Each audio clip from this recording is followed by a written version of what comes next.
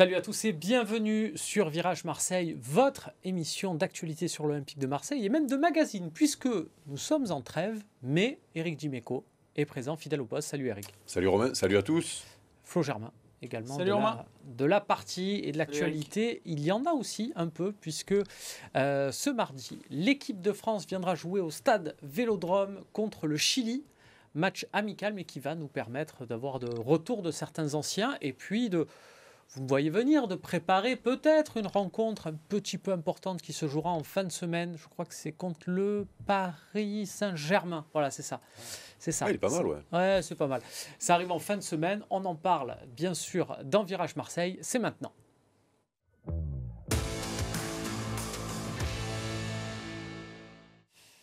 Mais avant le classique, place donc à ce France-Chili qui va voir le retour au stade Vélodrome de l'enfant prodige de Virage à Marseille, celui pour qui on a fait des émissions en chilien, Flo Alexis Sanchez. Et là, Eric, on va revoir Alexis Sanchez, on va le célébrer. Il faut qu'il fasse quoi? Un tour de terrain avant, un tour de terrain après? Comment ça... Oui, quand même pas. Même si on a apprécié son passage sous le maillot de l'OM, il est resté qu'un an.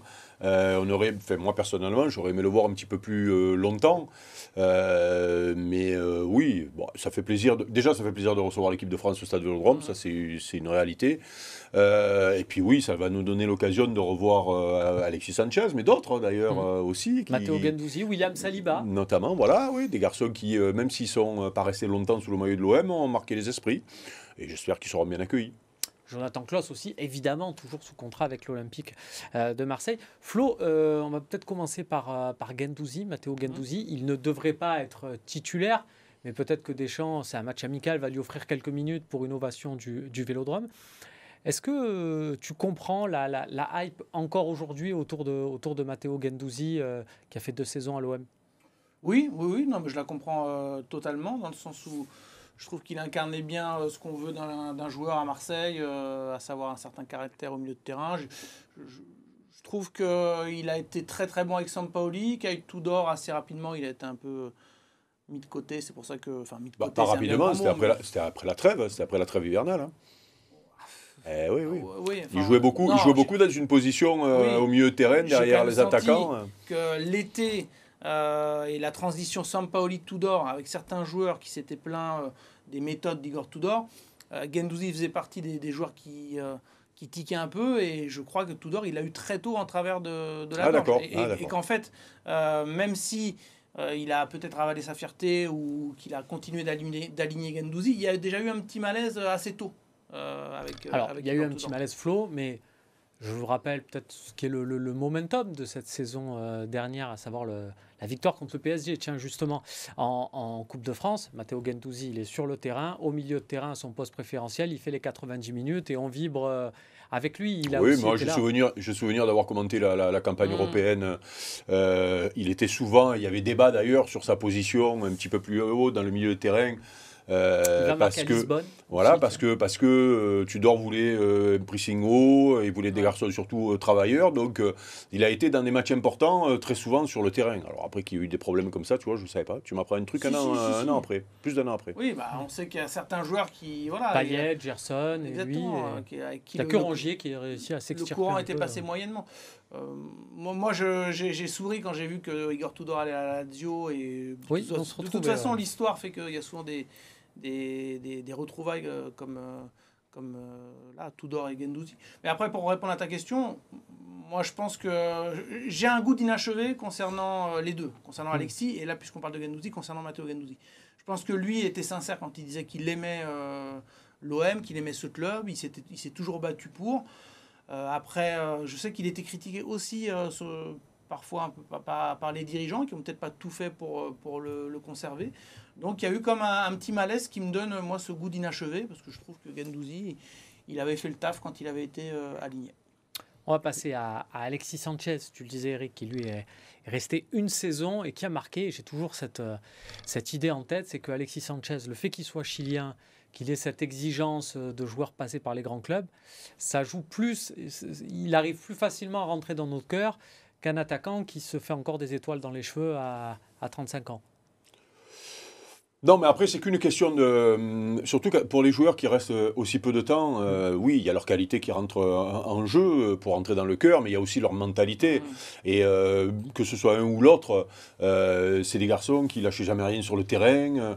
Et même quand ils étaient moins bons, ils avaient ce côté combattant qui plaisait, qui leur permettait de passer à travers les critiques. Voilà, pour revenir sur Guendouzi, il allait comme un gars à ce club-là, et tu peux même être remplaçant quelquefois, ou il peut même y avoir des débats sur ton positionnement ou pas. Il n'empêche que ce garçon, pour moi, était une des garçons qui représentent mieux l'esprit du club sur les dernières années. Je suis content de le voir réussir à la Lazio, parce que quand il est parti, on s'est dit mais qu'est-ce qu'il va faire là-bas. Ben, ça a pris 1 ou 2 mois, je crois. Et puis l'entraîneur, bien sûr, l'adorait, le mettait sur le terrain tous les matchs, parce que tu ne peux pas être déçu avec un garçon comme ça.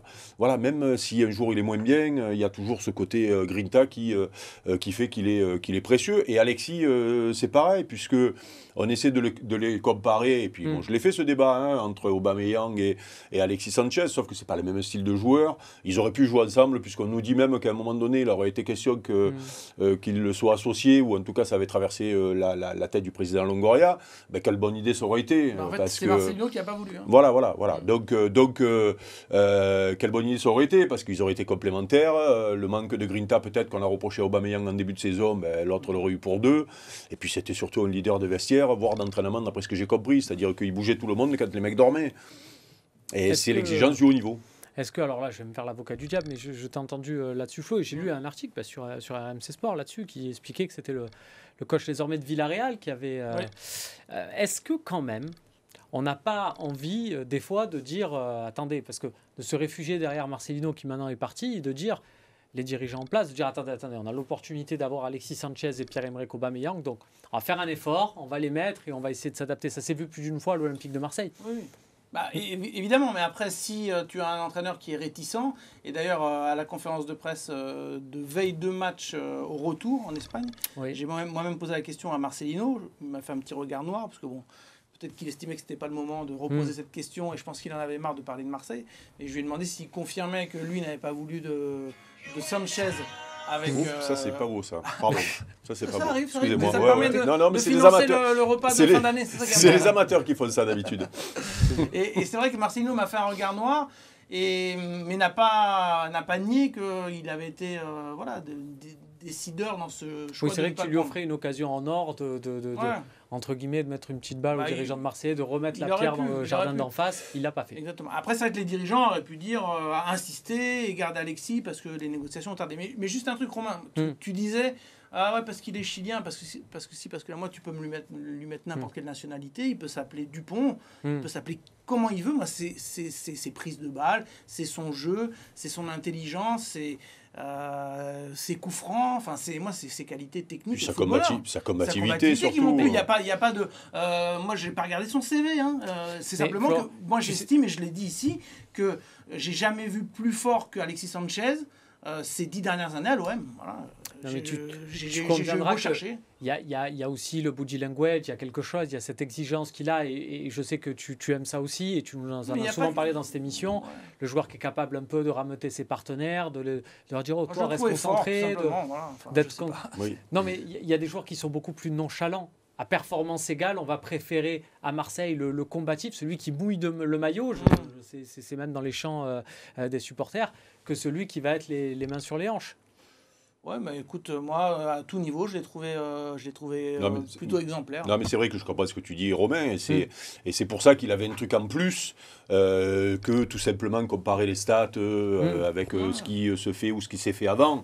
C'est qu'il avait ce côté-là où, moi j'ai ce souvenir, parce que ça avait marqué les esprits, de son tacle défensif qu'il avait fait au milieu de terrain, alors je ne sais plus contre qui, mais c'est un gros match au Stade Vélodrome. Voilà, un geste de défenseur de haut niveau, alors qu'avec son statut, voire même son positionnement dans l'équipe de Tudor l'an dernier, il aurait pu en faire beaucoup moins. Et non, il était tout le temps comme ça, il jouait tous les matchs. On nous l'avait présenté peut-être comme quelqu'un de fragile, finalement. Il n'a pas été souvent blessé.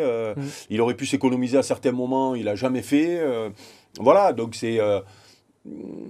moi, je paye ma place de stade pour voir des mecs comme ça. Je pense qu'il va être acclamé ce mardi. À mon avis, il aura une belle petite ovation. Donc là, ils feront leur retour tous les deux. Petite question un peu folle. S'il y a la possibilité d'en faire revenir un l'été prochain. Alors là, on est dans du scénario fiction, évidemment, mais... je ne savais pas qu'on était obligé de faire de la science-fiction, moi. Ils n'ont pas le même âge, ils n'ont pas le... Est-ce qu'il y en a un que... Généralement, on dit les retours, c'est pas une bonne idée, tout ça. Je pense que c'est pas une bonne idée, moi. Les deux, pour toi, c'est pas une bonne idée? Non, parce que Alexis Sanchez... Je sais pas, je pense qu'il en a encore sous la semelle, cela dit. Bon, allez, tu sais quoi, je prendrais 1 an de plus Alexis Sanchez. Oui, moi aussi, parce que finalement, au milieu de terrain, même si pour moi, l'arrivée d'Unai, voire même Kondogbia, m'a pas toujours... on n'est pas... on peut se dire que Guendouzi aurait eu sa place au milieu de terrain et on aurait été bien content de l'avoir cette saison. Sauf qu'on en parlait tout à l'heure, une association Aubameyang-Alexis... surtout de la manière dont fait jouer son équipe Jean-Louis Gasset aujourd'hui, tu te dis, waouh, on aurait aimé voir ça. Oui.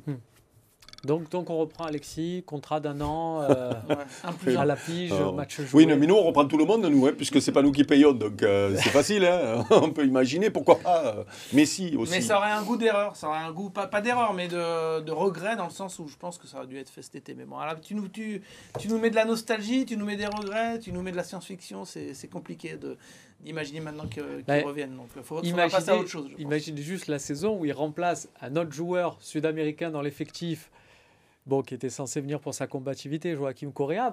Ça change peut-être totalement tout.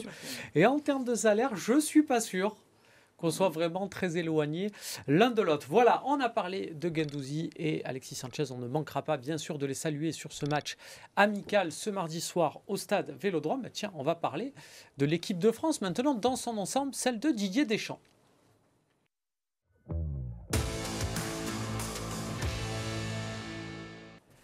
De retour sur le plateau de Virage à Marseille pour parler de l'équipe de France. Et nous avons pour cela un joueur qui a été sélectionné 23 fois en équipe de France, qui a même porté le brassard à 2 reprises, mais qui n'a pas eu l'occasion malheureusement de jouer au Stade Vélodrome avec le maillot bleu. Non. Et pourtant, à l'époque, on avait beaucoup décentralisé l'équipe de France, puisque j'ai joué à Nantes, à Auxerre, à Bordeaux, oui, la première de Zizou, à Caen ou au Havre. Donc, c'était déjà dans les mœurs. Et jamais au Stade Vélodrome. Regret. Ça a mis un petit peu de temps à revenir, c'est vrai. Je crois que ça revient en 98 avec un France-Norvège, encore avec le même joueur, là, celui qui avait fait sa première sélection à Bordeaux, qui avait mis un but pas dégueulasse. Depuis, l'équipe de France est revenue au Stade Vélodrome. C'est même le stade le plus utilisé derrière le Stade de France. Flo, il y a eu une victoire en amical contre la Suède en 2014. Voilà, avec Didier Deschamps, ça sera le 6e match. Voilà, on va voir les 4 précédents. Donc, il y a eu les 2 matchs. Excusez-moi, ce sera le 5e. Il y a eu 2 précédents. Donc, les 2 matchs à l'Euro avec le France-Albanie et bien sûr, tout le monde s'en souvient, ce but de Dimitri Payet dans les arrêts de jeu avec sa célébration. Ici, c'est la maison. Le fameux France-Allemagne, celui, pour la petite histoire, le storytelling, qui convainc Franck McCourt de racheter l'OM, qui se trouvait incognito dans les tribunes à ce moment-là. Et puis, il y a eu un match amical contre la Côte d'Ivoire. C'était début 2022, un peu plus anecdotique. Question toute bête, est-ce qu'il faut plus d'équipes de France à Marseille? Est-ce que j'ai l'impression que ça fait le plein à chaque fois? C'est un peu une fête, comme un peu les bonnes ambiances, comme il y a les matchs du 15 de France. On a souvent dit à Marseille, il n'y a que l'OM qui est intéressant, l'équipe de France, tout le monde s'en fout un peu. Preuve que non. Écoute, moi, plus ils peuvent venir, mieux c'est. Après, est-ce qu'il faut plus de stades Vélodrome? Bon, on connaît l'histoire. Je pense qu'il y aura quand même pas mal de matchs... aussi peut-être à Lyon, parce que Lyon a un stade qui est plutôt sympathique. C'est le cas pour France-Allemagne, à Paris ou à Saint-Denis. Après, honnêtement, je ne sais pas si je manque d'objectivité quand je dis ça, mais je trouve que l'ambiance, elle est un cran au-dessus, même quand c'est l'équipe de France. Quand c'est l'OM, on en parle déjà suffisamment. Mais à part le France-Ukraine barrage pour aller à la Coupe du Monde au Brésil, souvent, les gens sont sortis un peu déçus de l'ambiance au Stade de France. Et rappelez-vous, en 98, on avait parfois critiqué le public un peu costard-cravate. C'était les mots du capitaine de l'époque, qui est l'actuel sélectionneur. Comme quoi. Deschamps. Et c'est vrai que moi, à chaque fois que j'ai été en tribune de presse sur des matchs des Bleus, ou même le France-Allemagne, j'ai un super souvenir perso où je suis avec ma femme et mon fils. En 2016, on gagnait les places au tirage au sort. Tu connais l'histoire, hein. Enfin, tu gagnais. D'accord. Il y avait un tirage au sort par l'UEFA et après tu payes ta place. Donc, et j'ai eu la chance d'avoir le tirage au sort pour la demi, j'ai payé mes places. Et j'étais virage sud pour ce France-Allemagne, là où Marc Griezmann devant Neuer. Et en fait, je me suis rendu compte que l'ambiance, elle était exceptionnelle, encore plus que quand tu es en tribune de presse. Et pour moi, c'est vraiment un cran au-dessus. Et les joueurs ont souvent dit que s'ils avaient joué la finale de l'Euro au Vélodrome, peut-être qu'ils auraient eu ce supplément d'âme. Donc honnêtement, enfin, je ne sais pas si on manque d'objectivité quand on dit ça, mais pour moi, c'est un stade qui transcende. Non, mais il y a toujours eu une super ambiance au stade Vélodrome, mais le nouveau stade Vélodrome est merveilleux. Chaque fois que j'ai l'occasion de le dire, je le dis, parce que j'ai la chance de beaucoup voyager pour commenter des matchs de Ligue des Champions, et ce stade est unique. Il faut aller peut-être en Turquie, voire peut-être sur quelques stades en Grèce pour retrouver ça. Et en plus, que ce soit les rugbyman ou les footeux des équipes de France, quand ils viennent au stade Vélodrome, ils le disent aussi. Donc eux, ils sont pas comme nous, ils sont pas partie prenante. Et je reste persuadé que c'est un élément aussi très important, notamment cette demi-finale en 2016. Je suis sûr que le stade Vélodrome amène le supplément d'âme pour aller chercher déjà cette finale pour Didier. Si on parlait du France-Portugal, je ne sais pas où tu étais, moi j'étais tout petit. Moi je l'ai vu à la télé, mais c'est pareil. Pourtant, c'était. Mais non, mais c'est pour ça que je dis que l'ambiance a toujours été extraordinaire. Avec un gentil Ghana héroïque. Exactement, Jeannot, donc, qui avait été merveilleux ce soir-là. Mais ça, c'est récurrent que les ambiances ici à Marseille sont particulières. Mais je le répète, ce stade-là, la configuration du nouveau stade fait que l'ambiance est encore plus folle. Et je pense d'abord que Didier est super content de revenir ici au stade de l'Europe. Et ça change quelque chose, le fait que ça soit Didier Deschamps aussi, c'est-à-dire c'est pas n'importe qui Didier Deschamps dans l'histoire. Oui, mais après, non, mais bien sûr que pour lui c'est particulier, mais quand c'est l'équipe de France de rugby qui vient, il n'y a pas Didier Deschamps sur le banc et les mecs t'expliquent, les joueurs te disent qu'ils ont vécu un moment extraordinaire. Et qu'ils le prennent chaque fois du plaisir à venir au stade Vélodrome parce qu'ils savent qu'ils vont vivre un grand moment. Après, ça ne donne pas le résultat, mais ça, c'est une réalité.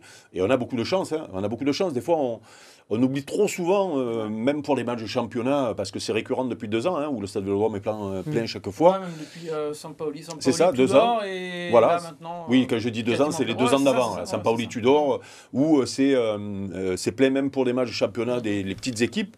Je ne suis pas sûr qu'à mon époque, à la grande époque, je ne suis pas sûr. On ne faisait pas le plein tout le temps au stade Vélodrome contre les petites équipes. Donc là, c'est vraiment... En plus, il y a un nouveau public qui est venu dans ce stade qui est super convivial et puis confortable, avec beaucoup de jeunes qui viennent, qui aiment aller dans les virages, notamment. Tu parlais d'ambiance particulière dans les virages. Voilà, ça, c'est un vrai point fort. Tu as raison, il faut le dire chaque fois. Parce que c'est pas acquis et puis c'est pas normal, les autres stades galèrent. Je crois qu'il reste des places, voilà, pour ceux qui veulent le monde appelant le monde.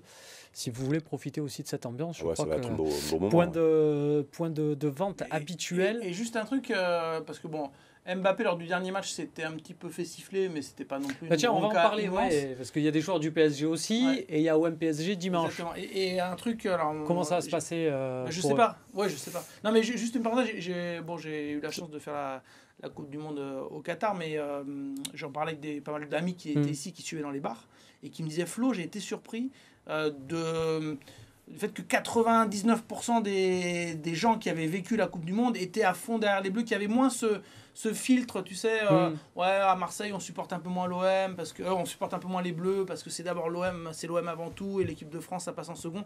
J'ai le sentiment que les années passant, la Coupe du Monde 2018, la jeune génération dont parle aussi Eric, se dit, bon, il y a l'OM, ok, et puis en plus l'OM gagne un peu moins de titres ces derniers temps, mais l'équipe de France, je trouve à Marseille devient quand même. On va voir ce qu'il en a dit. Kylian Mbappé, il s'est exprimé dans Téléfoot, et il a fait du kicks, comme il sait bien le faire, c'est ironique bien sûr, hein. Mais voilà, sa réponse est toujours aussi bien dans la franchise qui le caractérise. Ouais, après, c'est logique, enfin. Il a absolument pas peur et il a dit je m'attends à ce qu'on ne déroule pas le tapis rouge, voilà, mais ils savent très bien que ça va absolument pas changer ma manière de jouer. Oui, non, mais c'est. Ça T'as devrait aussi plein de concerner- familles qui vont au stade parce qu'ils ont envie de voir un Kylian Mbappé. Oui, aussi.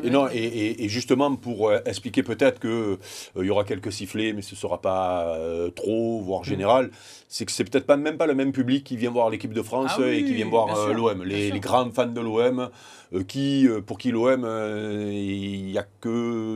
C'est que, voilà, leur équipe de foot, c'est l'OM.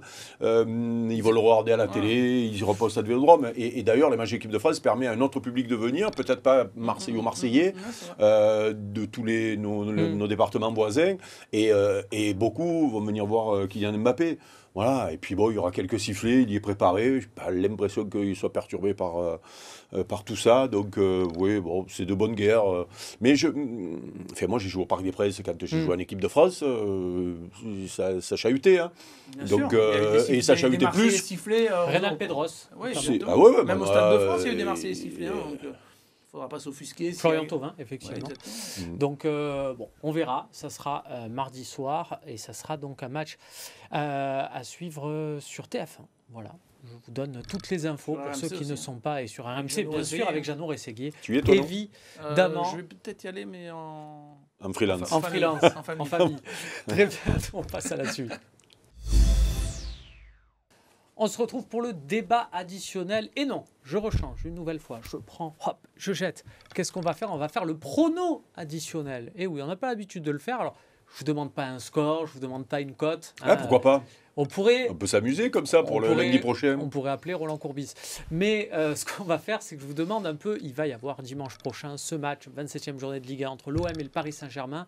Dites-moi un peu comment vous le sentez, ce que vous voyez dans ce match, ce que vous souhaitiez voir, Eric. Alors moi j'aimerais bien que Luis Enrique, puisqu'il prépare la saison prochaine, mette Kylian Mbappé sur le banc. Très bon. Eh oui, puisqu'il prépare la saison prochaine. Donc pourquoi il ne la préparerait pas contre l'OM ? Parce qu'on se rend compte quand même que cette équipe sans Mbappé, elle est moyenne plus. Voilà. Donc comment je vois ce match ? Déjà, le match allait humiliation, donc j'espère que les joueurs s'en souviennent, même si le contexte était particulier. Et je pense Jean-Louis Gasset capable de mettre un plan pour, en tout cas, ennuyer les Parisiens, qui sont pas terribles dans le jeu cette année. Attention, hein, ils ont le facteur X, mais ils sont... Donc moi, je vois un match, je l'espère, serré, avec un Kylian Mbappé qui sera bien pris, ou peut-être sur le banc, et du coup, un petit nul, un partout. Moi, je vais jusqu'au pronostic, moi. Voilà. Il reste quelques secondes, Flo. Écoute, moi je vois un 2-2, je vois un OM très agressif et j'espère des Parisiens un peu éparpillés à droite à gauche par la trêve internationale qui ne seraient pas à 100% mobilisés, donc je vois l'OM rivaliser. Eh bien on prend ce match nul. J'espère qu'on ne va pas marquer mal. Voilà, c'est tout pour cette édition de Virage Marseille. Merci à tous de nous avoir suivis. Merci Eric, merci Flo. Bon match. Salut. En freelance, voilà, comme on dit, en détente. Et nous, on se retrouve lundi prochain. Il y aura peut-être moins de sourires, on ne sait pas. En tout cas, on sera... Mais pourquoi ? Il y aura plus d'énergie en tout cas, puisqu'on débriefera bien sûr le match entre l'OM et le Paris Saint-Germain.